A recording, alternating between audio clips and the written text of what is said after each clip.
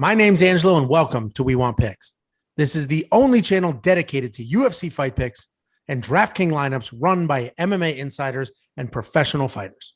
Every week, I join Dan Kramer and Nick Newell, two longtime professional fighters that have fought at the highest levels on the planet, as well as Jacob Lyons, a skinny kid from Indiana. So join us every single week for our full fight card breakdowns, our individual fight card breakdowns, our betting guide, and our DraftKings lineups. Next up at UFC 265, we have Manel Kape, not Cape. This dude's fought like 17 times the last 6 months. We keep breaking him down, but I finally said Kape instead of Cape. And then we have Ode Osbourne. Manel Kape, 15-6 overall, 3-2 in his last 5, coming off of 2 losses in a row. Ode Osbourne, 9-3 overall, 4-1 in his last 5, coming off of a very nice win. And this should be a really, really fun fight. Manel Kape is fast. He's explosive. He has no issues doing crazy things like throwing flying knees or other just like head hunting, knockout hunting techniques. He will put them out there, and he is looking for a finish. He's a southpaw with really good pressure. He bounces in and out of range really, really well.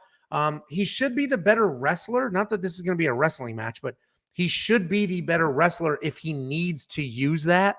And he uses that to close the distance well. His bouncing in and out of that distance, of that range, he ducks, takes a shot. So he does time those really well when he uses them. He's super fun to watch, but it's almost like he has too much fun fighting.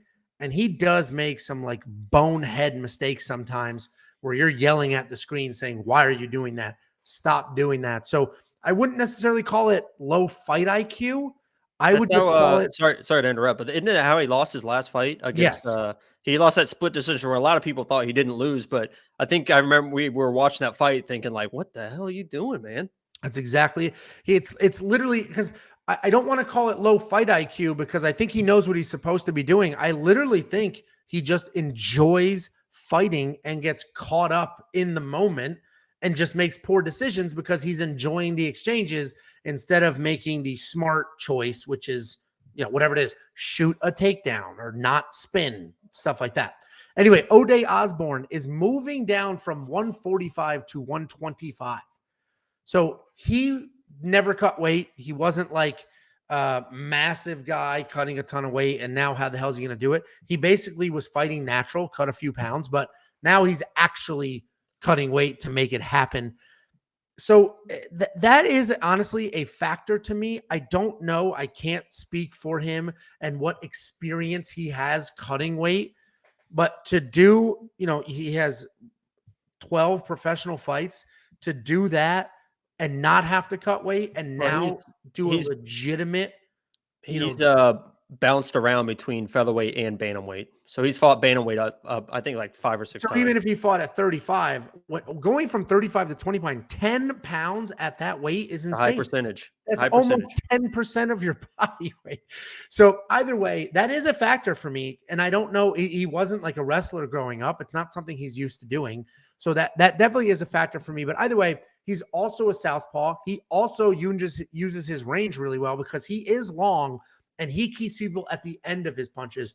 Manel jumps in and out, where Ode keeps you at the end. He doesn't come in and out. He literally just keeps you at the end of it.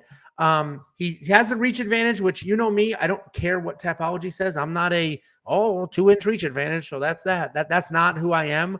But because he is really good at using that range, that is a tiny factor here.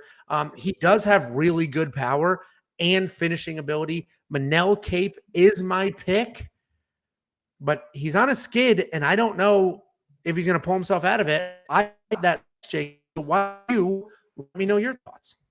Yeah, that was the biggest thing that I had highlighted on my notes was the weight cut, because I like Ode in this matchup, but if you're looking at him on Friday at weigh-ins and he's sucked out and struggling, then I would pick Kape in this matchup. But if he looks good on the scale Friday, I think that he wins this matchup. I think that he's a very good striker. And first of all, I got to mention this because Manel Kape is the guy that got into it with Ian McCall in a different promotion like years ago. He slapped the back of Ian McCall's head, and then Ian McCall just at like a face-off or whatever. Go and watch that video. And the funniest thing about that video, there's a guy dressed up as a big cup of noodles. You know, you can buy at the store, big cup of noodles. He's dressed up as a big cup of noodles in the background, just standing there, and a fight breaks out, and you just see the big cup of noodles just looking back and forth like, what the hell is going on? It's the funniest thing in the world. You have to watch it. Listen, I think that is it Kape or Cop? Is it Cop? I think it's Cop. Cop.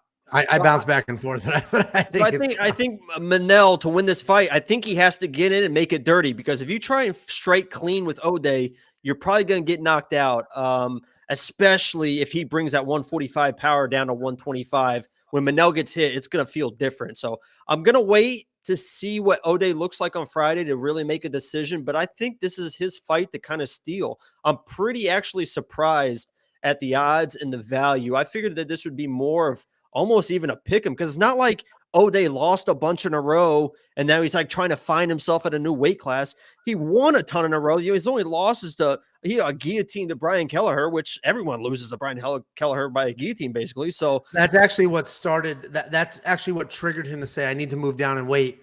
I'm not big enough in this weight class. Yeah. So, and if it pays off, he'll be huge for this weight class with unreal power. So I'll wait to see Friday to make an official decision, and neither one of these guys are in my lineup, but I'm leaning towards Ode in this matchup. Dan just texted us because he's going to be hopping on soon, and he said, what fight are you on? We told him the Ode Kape, and Cop, and he said, I bet on Ode. So he's on Ode as well. I have Manel Kape in my DraftKings lineup. I do think there's value there, even at $9,000, because I do think Kape gets it done, because again, he has more tools. I think he's better at not using the range, because he doesn't use the range. He goes in and out of it. And I think he can get in, drop, shoot a takedown if he needs to. And I'll tell I don't love it. Yeah, I'll tell you a quick bet I made, because I was looking at the bets and they don't have everything up right away. I was going to place an under 1 round or under 2 rounds in this matchup, because I think they come out and just bang heads and just go crazy. And with Ode's power and Manel's got power, I think something wild happens. The bet's not available, so I put a first round TKO bet on Kape at plus 900 with 1 unit, and a first round TKO bet on Ode for plus like 1,100.